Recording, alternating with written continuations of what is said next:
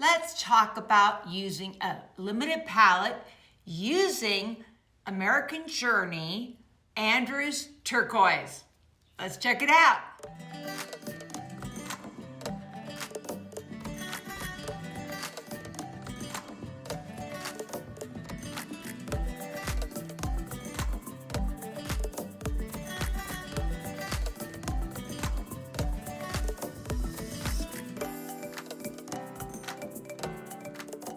I'm Michelle Manriquez from Drop That Brush, and I want to help people that are non-artists become artists.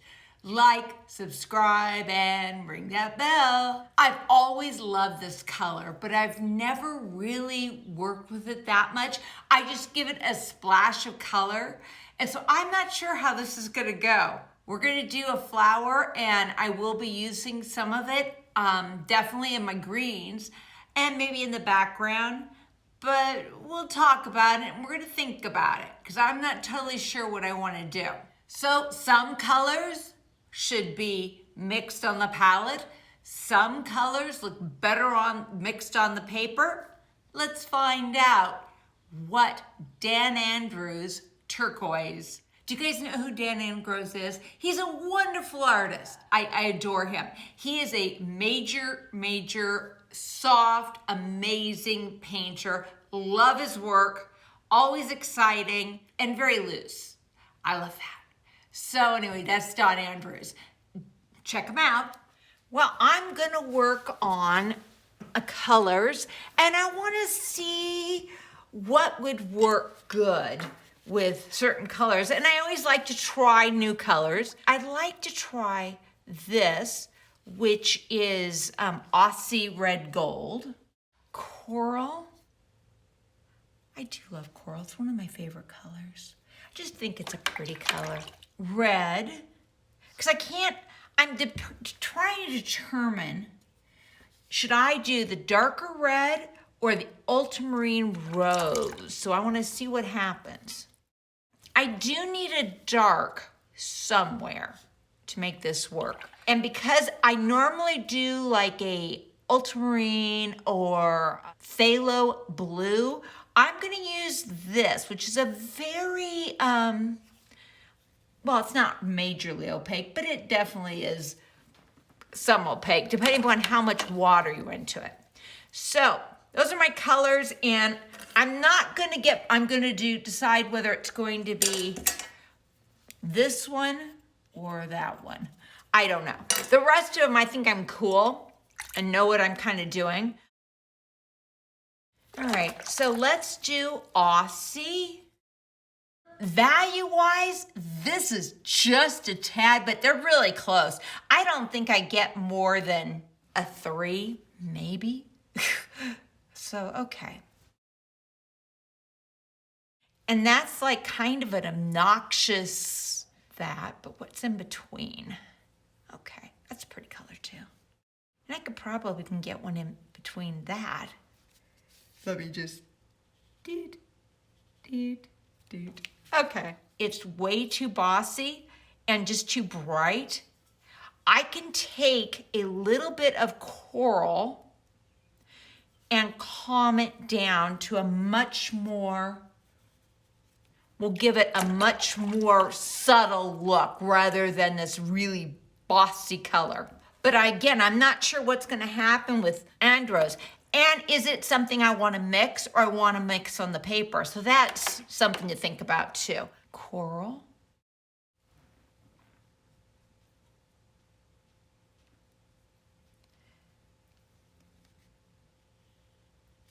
Calms it down immediately, a little bit more. Kind of a, not very pretty. It's okay. Let me see if I over go that way. Yeah, pretty much that's it. I don't know if I've got an in between. I could try that, see if we get all right. So it's kind of grayed down. I don't think I'll be mixing that on the paper personally. Let's see how it looks with red. Now I'm gonna think that this is a little darker than that by just some. So let's just take a little bit. We'll put, ooh, okay. So here we go. That's ugly. All right, let's see if we can get a better, if I do something prettier. Okay. Huh. All right, let's try the other way.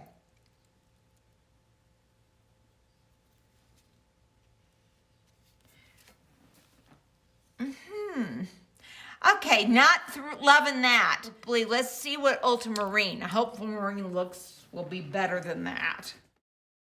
Now, that can be a very dark, dark color. See, that can get way dark.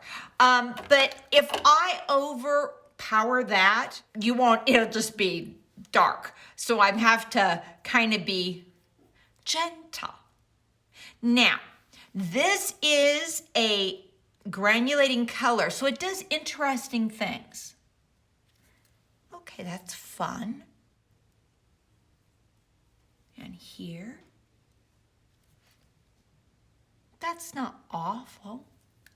All right, let me do it.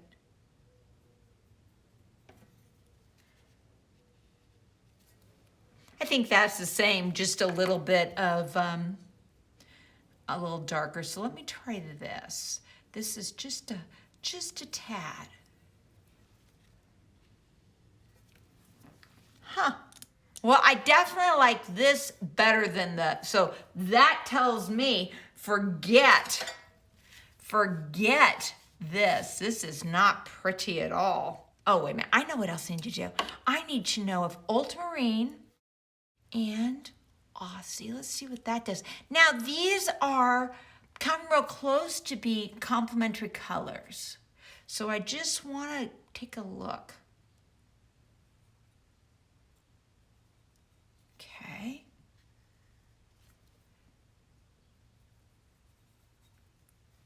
Okay, it's all kind of pretty brown.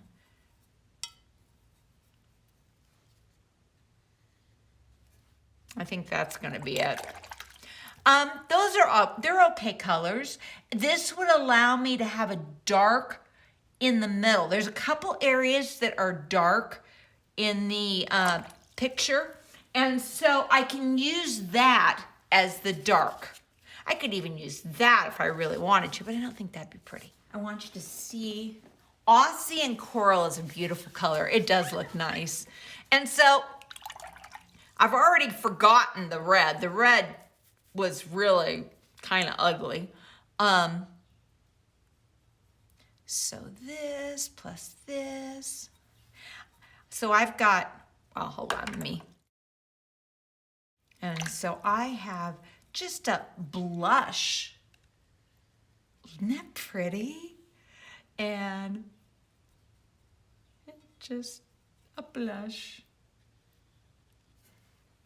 So this is probably pretty much flowers. It just is a pretty color, and it's not real bossy. It's just kind of okay. I think those are the colors I'm gonna get. I'm just gonna write this. I mix this and this with plus coral.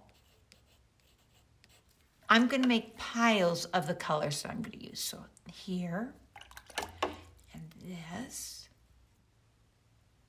So here's my colors. Let's see what things do. Okay. I'm gonna make it nice and juicy, lots of water, because anything will be